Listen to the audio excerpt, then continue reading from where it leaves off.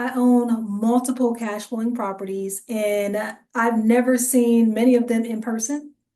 No, this is not risky. This is called systemized freedom. Okay. Welcome to Virtual Real Estate Investing 101. And I want to talk to you about how I built a rental portfolio while raising three kids, recovering from a car accident, and still being home by 8 p.m. Okay, so first, I'm Ashley Lorraine, M.Ed, and I built a seven-figure portfolio with no loans, no banks, just know-how and strategy. Of course, I partnered with other people and we leverage debt in the business side of things. But my personal portfolio, no, free and clear. Okay, so let's go over some myths that I hear. I hear people say that they think they need to be in the same city as their investment property. And I'm always like, what are you gonna do? What difference will you being in the city? If you're 2,000 miles away or 2 feet away and a pipe bursts, are you just gonna suddenly turn into Super Mario Brothers, Mario and Luigi, and learn how to fix pipes? No. You're gonna make the same 2 minute phone call to a plumber to do it, whether you're 2 feet away or 2,000 miles away. So stop with the whole I need to be next door in case something happens, okay? Or they feel like they need to drive to the property every week to check on it. Okay, I'm not sure if you know this, but you're not allowed to harass your tenants. Okay, you have to give like 24-hour notice if you're going to be there, and you have to have a reason to be there. So even if they're your next door neighbor, you shouldn't be driving by their house every week or ever, really. That's weird. Okay, or you need to know every contractor personally. You do not need to know every contractor personally, okay? When you get into Uber, do you know all of them personally? When you go to a restaurant, do you know everybody who's making your food personally? No. But you use vetted companies, right? Or vetted restaurants like Uber or whatever restaurant you go to, and you trust that they had a hiring process or a vetting process or standards, right? That's going to keep you safe. It is the exact same thing, okay? It's really going to come down to vetting and making sure you're working with reputable people. And look, I would say don't know your contractor personally, okay? Because I've had some family members try to do some things and it's easier to not work with people you know. I digress, okay? Here's what you really need if you want to invest virtually, which is 2025. I don't understand why you wouldn't be virtually investing at this point. You need a solid system, okay? Which I give you that. You're going to have a solid blueprint with our systems on how we get things done. You're going to need a vetted team. Even if you're not the one doing the vetting, then you need to be with a company that you trust who's going to do the vetting for you. Or like someone like me where I still use my same team. So the same team that you'll be using, I still use. And I've used them for almost a decade now. And you need a phone with a Wi-Fi signal. That's really all that you need. And back when I started virtually investing, we didn't even have all of this cool stuff like AI, and great video phones and all of that stuff. Like you are in a good place if you got a phone and a Wi-Fi signal. I'll start there. So let's talk about some of the systems that you're going to need, and I'm going to break it down step by step. Okay, so the first thing you're going to need is a way to source your deals. You need to have, it could be like wholesalers, it could be Zillow, Facebook groups, realtors, but you need a place to have deals coming to you. And a part of the blueprint that I work out for you is it's going to have a buy box. Okay, a buy box is like the exact parameters or standards that you have for the property that you want. And that can include like price, square footage, number of bedrooms, things like that. And based on your buy box, these wholesalers or agents, or even when you do your own search, are going to send you properties that are aligned to what it is that you're looking for. Okay. The next thing that you're going to need is a team setup. Now, if you're just starting out, I'm not going to suggest a virtual assistant yet. Um, you can do a lot of these things for your first few, but you're going to need boots on the ground, and you're definitely going to need a contractor. So boots on the ground does not have to be a contractor, okay? Your boots on the ground can just literally be somebody who can go in, verify the property exists, do a walkthrough, just take pictures for you, take video for you. And I always teach you the big five. So I'm going to teach you how to use a video or just photos to determine the big five of a property, which can make or break the deal for repairs. And that will be like your roof, plumbing, HVAC, mechanicals, foundation. So we're going to be looking at your big five, and I'll show you how to do that. Don't worry. And I'll also teach you ways to estimate repairs based on square footage and the property condition. Or you can do it with another little cool thing I do called threes and fives, but you're not here for that training, right? This is a podcast, not a training. I gotta get out of that mode, okay? All right, and then you need to have a contractor. Now, contractors really can make or break your deal. If you're going to be doing Section 8, I'm going to suggest that you have a contractor with experience in getting houses Section 8 ready. That's going to be very important. Another thing you can do to vet contractors is talk to other landlords. Use someone that someone else is already using. That is the best way to find a contractor that you can trust. I can tell you when I'm not investing in that area where my crew is, and let's say I'm trying somewhere new or with a partner somewhere, one of the biggest issues with contractors is sometimes they don't show up, right? That's one of the biggest issues. So if you're, calling another landlord, and there's ways to do that, or in a landlord group on Facebook, and it's someone that, you talk to and you trust, and they have someone that they recommend, I would do word of mouth before I trust like a Google search, honestly. But places like Thumbtack, HomeWise, used to be called Angie's List. I forgot what the new name of it is now, but you can look those places up because they do have like real reviews from actual people who've used those contractors. I used to own a painting construction company, and we used Thumbtack a lot to generate leads, and people would leave feedback that everyone can see. So, all right. And then you also are going to you don't need this, but you can have a leasing agent, or if you're going to be doing Section 8, you can have someone who specializes in voucher tenant placement. And they're going to have a wealth of knowledge. I mean, just anything from getting resources for your tenants, helping you to screen your tenants, showing the property to tenants since you won't be there to do that, helping you with some best practices in screening and vetting. So that's just like the basic team setup. I have a checklist that you are welcome to download. I guess I'll put it in the description wherever this video is uploaded to, and you're welcome to use my checklist. I'll actually probably click on it briefly so I can kind of take a look at it too. Okay, that was two. So you have your deal sourcing and you have team setup, and now you also need due diligence. Due diligence is where you're going to like verify the property information, that it actually exists, that the address that you were given actually is for the house that you're talking about. You want to have like a contractor go. Now this time you can't just have boots, you need an actual contractor to go, because they're going to give you a repair estimate, they're going to give you some bids. You can also look up public records to see who the actual owner is, to make sure you're actually talking to someone who owns the actual property. And you can even review like some of the photos with your contractor so you can start getting your rehab budget. And of course, the title company is also going to help you with due diligence in terms of like getting the title commitment, excuse me, and the title search for you. Okay, number 4, contracts and closing. So we use DocuSign, DocHub. Sometimes they'll let us use an online virtual notary. Other times they'll use a mobile notary where they'll just send a notary to your house or to wherever you want to meet them to complete your closing. So you don't even have to be there for the closing, guys. I mean, you can if you want to celebrate and spend money on a plane ticket, but you really don't need to. All of this happens virtually, 100%. Okay. Step 5 for tenant placement, you can use a leasing agent, like I said, or a tenant placement agent, or I'm sorry, a Section 8 placement specialist, or you can just go to the Section 8 affordablehousing.com website and you can do your own. You can find your own tenants. Facebook Marketplace, Zillow, you can post your property there, and tenants will respond to you, and you can take them through your own vetting and screening process. For rent collection, 6, Zelle, PayPal, you can have them go to the bank and make a deposit. And of course, if you do Section 8, they're going to do a direct deposit. So Section 8's portion will do direct deposit to your account, and then you can have your tenant pay however they do. I've even had tenants pay via Cash App.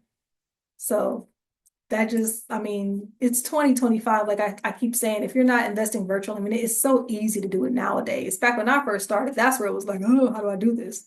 Okay, so you do not have to build it all yourself. keep that in mind. My method teaches you how to plug into the people who we already have and we already know what you need. So even if you're not going to do Section 8, cool, we'll just take out the Section 8 part. Everything else is the same for a cash rental virtually. Everything else is the exact same. I don't know why you wouldn't want to do Section 8, but if you don't, right? But in my ecosystem, when you work with me, like everybody who works for me, my own real actual team, they now work for you. So everyone that I mentioned on that list, you already have. But I do have to remind you, if you're going to go the Section 8 route, the only thing you do have to show up for is a Zoom meeting, and it's for your certification, and it's 1 to 2 hours, and they just kind of go over compliance and things like that. So I have bought properties in Ohio, Florida, Texas, North Carolina, South Carolina, Oklahoma. Where else have we bought? Probably other places that I can't even remember, all virtually, like all virtually. Some of those times I was pregnant. Some of those times I was going through a bad divorce. Some of those times I was, in the DR relaxing. Like it's completely virtual. As long as I have my phone, I'm good to go. So I can just tell you a couple of stories. I'll tell you a story about a hard one that I just did completely virtual and just to show you that you can go virtual even when things seems like they're going awry. Plus people love hearing horror stories. And it's not really a horror story. So anyway, bought a property in cash. I know that's my thing. Bought the property. I think we were all in at 43,000 and we had to do about $10,000 worth of repairs. My contract. So I followed the same steps I told you guys. Same exact thing. Where did I find the deal? We got it from a wholesaler. Um, my team then stepped in and we went and did the walkthrough. Everything looked good. We got the repair estimate from my GC. Along with my GC, the Section 8 tenant placement agent went in there because she's really good at getting the house Section 8 ready, or like telling, her and the contractor just work really well together, like making a plan to make sure that the house is Section 8 ready. That way we're not over repairing or over rehabbing it, right? We're just getting it to where it needs to be because budget is important, right? So it was about $10,000 to get a Section 8 ready. So that took us all in at 53,000. Well, my contractor went, so we closed and everything, we closed virtually. I don't even think we did a mobile notary with this one. I think this one, oh, because it was cash, we didn't really have to go through a whole bunch of hoops. I was about to say, I don't remember a virtual notary. But no, they just let me do this one totally electronically. We did an online notary, which a lot of times they don't let you do that. You have to do the mobile. But anyway, they let us do the online notary. So it was super easy. Wired the funds over the title. Boom. Now we own the house. Okay, done. My contractor goes to get started on the house and she's like, somebody's in here. And I'm like, how, Sway? Like, it even says here on our closing docs, it's vacant. You did a walkthrough. Like, what's going on? She was like, the tenant never moved out. So I was like, but I have all this paperwork from the seller saying, hey, the tenant already promised to move out. They had like their signature, a copy of their ID. They had written it, that they plan to move out by closing. It was on the closing doc. So I'm like, how could this be? We did a final walkthrough. Like, how are these people still here? But they were. Not only were the tenants still there, but they had no intentions on moving. So this tenant's like, well, I can't move, I don't have the money and blah, blah. And she wasn't like paying me, I'm like, okay, well, listen, your deposit, I'll get it from the previous owner, but you're going to have to pay your rent, whatever your lease was with them, it's still in play here. We'll just put you month to month. I don't have it. So I said, well, you don't have money to move and you don't have money to stay. So what do you think? This is not a charity. Like, what do you think I'm going to do? So I was like, look, I have to file an eviction if you're not planning on moving, but this does not have to be contentious. Now I'm saying this because she's still in my house, right? I don't want my property messed up because somebody's mad that they have to move. So I was like, hey, I can put you in touch with, some people who can help you out and maybe they can help you find another house. So I put her in touch with a leasing agent and they showed her a couple of properties and, she had a job. Someone else was living there, but for whatever reason, she kept saying, well, what if this is a scam? And what if these people don't want to try to help me? And I'm like, look, I don't even have to do all this, ma'am. So of course we served the eviction notice. That's a good thing about having my team, right? They ain't scared, okay? So they went to serve the eviction notice, got the pictures and everything that we needed. We have an attorney on our team, sent it over to the attorney. She's, okay, of course, getting the eviction and everything ready to go. Man, so obviously that's delaying our repairs. So we get ready to go to eviction court. And I'm communicating with the tenant this whole time, like, hey, it doesn't have to go here. You know, if you could just move out by this day and this time, cool. Let bygones be bygones. So then she's like, well, how do I know you're the real owner? And, you know, last I knew, my cousin owned this house and blah, blah. I'm like, what? So of course I sent her over, you know, our doc showing that we're the owners, and she was like, okay. And then she was like, well, why do I have to move out? I said, well, number one, because you're not paying your rent. I said, but number two, you have this signed paper here with the previous owner saying that you intend to move out. I never signed that. I said, I have your signature here and the date here. You signed and said you were going to move out. I said, I even have a copy of your ID that the previous owner included with your statement. That's fraud. That's fraud. Okay, listen, you go ahead and sue the previous owner, do whatever y'all need to do, but you still gotta get up out of here. Get to eviction court.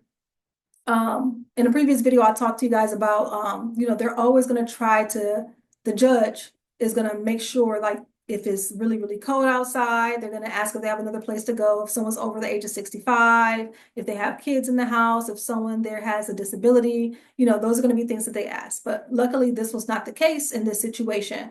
And so the judge gave us a chance to reach an agreement. So we got pulled to the side. Now, eviction court is also virtual, by the way, in case you're asking. It's also virtual. It's also via Zoom. It's 100% virtual, people. Okay. So we worked something out. They have to then put in writing to the court that they're going to be out of the house by this day or time. So, the tenant's kind of arguing with the attorney who's helping with this. And the attorney was like, okay, well, do you have all the money right now? All the money that's owed right now. Can you just pay it to Ashley right now? No. Okay. Well, then you have to move. So they signed the paper. That gives them an extra, I think, like 2 or 3 weeks. Of course, they weren't moved out by the time that paper was signed. So we went back to the eviction court like just a week later, a couple of days later. They already preset the hearing. So of course the judge tells them, all right, eviction granted. Y'all got to roll. Eviction day comes around, they're still not out. So now we have to do something called a bailiff move out. So this is where the court will come and watch your movers come and move all of their stuff out. They got to be gone. So I'm speaking to them up until this day, like, look, y'all, it doesn't have to be like this. You're already evicted.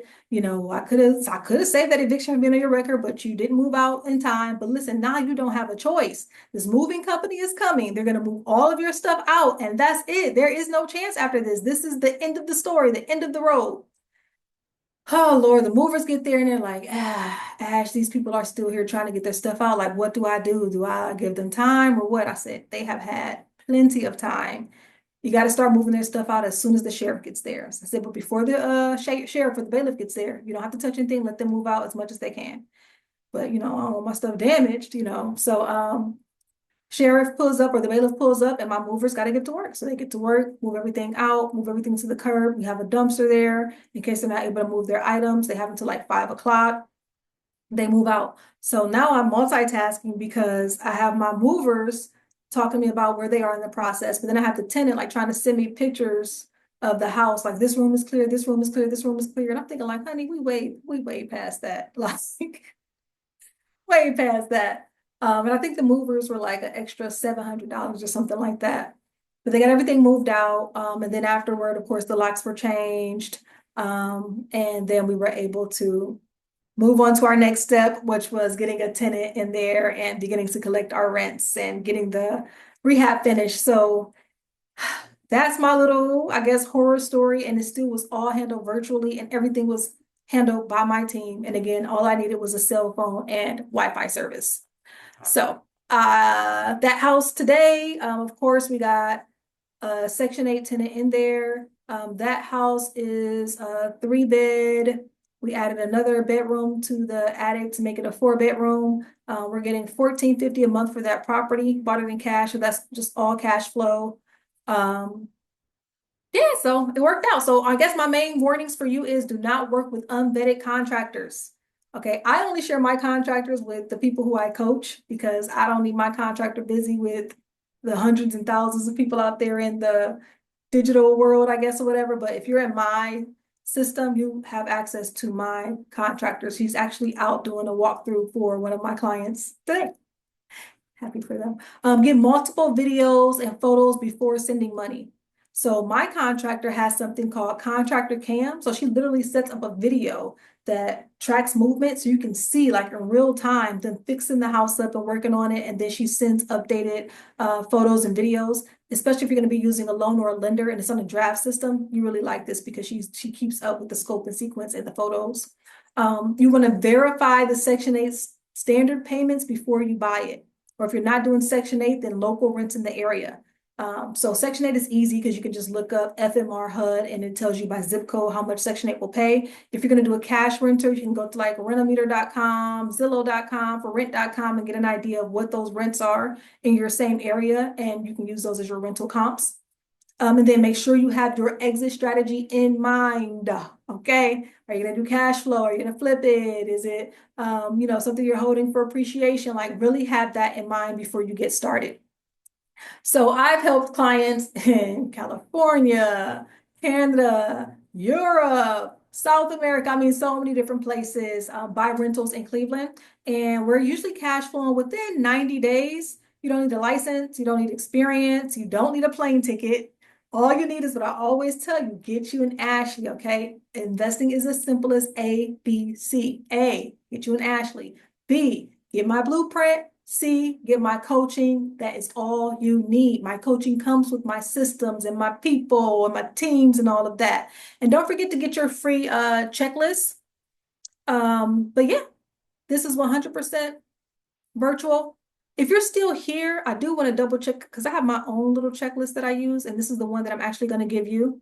I want to make sure I hit all of this. So yes, I already told you you need a realtor or a wholesaler. It's going to source some deals. Very quickly, I can talk to you about the difference between a realtor and a wholesaler. Realtors are retail, right? They're going to sell it to you. You're going to have to pay commission, and it's usually at like the highest and best price.